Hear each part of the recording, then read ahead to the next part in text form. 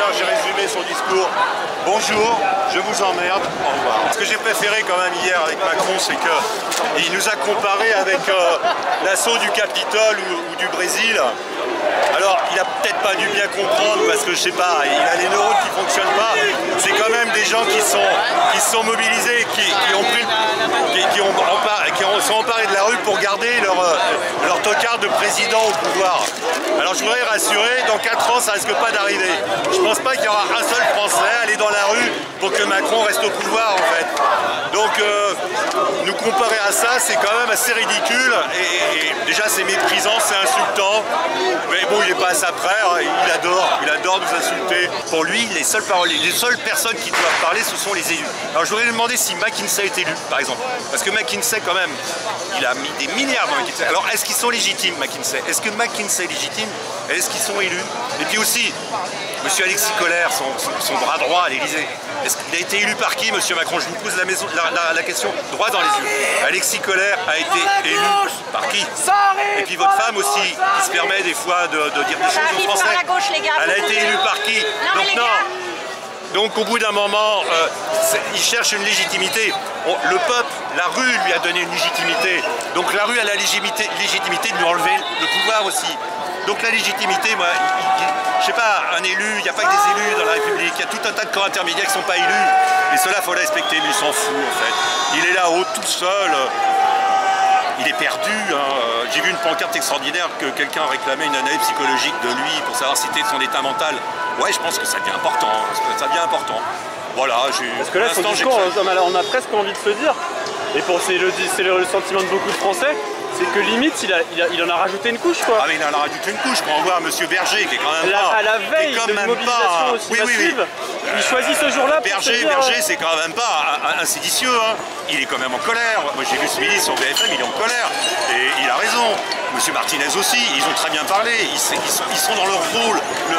Je les ai jamais vus aussi magnifiques, d'ailleurs. Les syndicats, je les ai rarement vus aussi magnifiques. Donc, et lui il n'écoute pas, il est là, et il rajoute de l'huile sur le feu quand même. C'est l'effet gros con, c'est ce que je fais sur ma pancarte. On connaissait l'effet papillon, maintenant on découvre l'effet gros con. Frédéric Lordon disait lundi, c'était samedi, ça sur une vidéo, il dit le bingo de la loose. C'est vrai qu'il a méthodiquement fait tout ce qu'il ne fallait pas faire pour foutre à feu et à sang un pays. Alors là, en plus, il y a un calendrier extraordinaire parce que Conseil constitutionnel plus le référendum. Alors tout ça, le référendum, c'est quand même 9 mois. Dans le temps qu'on nous fasse un site pourri, hein, parce que généralement, on nous fait des sites pourris. Bon, ils vont mettre 3 mois à faire un site pourri, 9 mois, on tombera pile poil, si la loi est votée, promulguée, à 2 mois des JO. Alors là, je vous laisse admirer la cérémonie d'ouverture des Jeux Olympiques de Paris en 2024. Voilà, ça va être ça. Bon, monsieur Macron, on va peut-être réfléchir maintenant, peut-être. On va se mettre autour d'une table, on va réfléchir. Bon, on a des gaz là. Ça pique le nez, hein? Ça pique le nez, mais bon, ça va, je suis bien, je suis content. Je suis content. J'ai été tabassé lundi soir, c'était la première fois. Bon, bah, j'ai pas pu travailler le lendemain, mais ça va, je vais très bien. Mais bon, moi, ils me font pas très peur. Et je trouve que ces Français sont extrêmement courageux parce que, quand même, depuis 3 jours, on voit des violences policières inouïes et les Français sont là. Quel courage, ce peuple! Quel courage d'être là! Face à des hommes à qui on demande de se comporter comme des chiens. Moi, c'est ce que je pense. Hein. C'est pas des chiens, c'est des hommes ou des femmes à qui on demande de se comporter comme des chiens. Les vrais responsables, c'est Macron et Darmanin. C'est eux les chiens. C'est pas eux. Moi, j'en prends pas aux flics. Ils m'ont tabassé. L'autre soir, c'était gratuit. Bon, ok. C'est un non-débat en fait. Là, et là, on rentre immédiatement dans les violences policières. Dans un seul but, hein, c'est d'essayer que les gens rentrent chez eux, hein, qu'ils aillent manifester dans leur salon, ou qu'ils fassent peut-être un like, ou pas un like, quoi, le pouce comme ça ou le pouce comme ça. C'est à peu près la seule manifestation qui supporterait. Voilà. Bon, mais c'est pas mal là ce qui se passe aujourd'hui. Je pense que ce soir ça va être sympa, ça va être joli Paris. Et c'est quoi le message pour toi du discours? Le message du discours, c'est qu'on ne changera rien, que c'est comme ça, et que les Français sont des cons parce qu'ils ne comprennent pas. Alors ce qu'on a bien compris, c'est qu'on se faisait quand même avoir une fois de plus parce que, par exemple, ils ne touchent pas au CICE qui coûte à peu près 40 milliards par an et pour maintenir à peu près 100 000 emplois, ça fait 400 000 € par emploi. C'est extraordinaire. Il y a eu 6 rapports depuis sa création qui ont dit que c'était de l'argent foutu en l'air. Il les a pas lus, hein. Il n'a pas dû les lire, hein. Ou alors on peut peut-être lui envoyer par mail s'il nous donne ce mail. Et puis il n'a pas lu d'ailleurs aussi les propositions des syndicats, ça il n'a pas lu. Il n'a pas lu aussi Oxfam qui disait que si on imposait 2% les 57 Français les plus riches, bah, il n'y avait pas de réforme de retraite, c'était fait. Ça non plus, il n'a pas lu. Bon, je ne sais pas ce qu'il lit, hein, peut-être point de vue Image du Monde, pour se renseigner de la santé du roi d'Angleterre.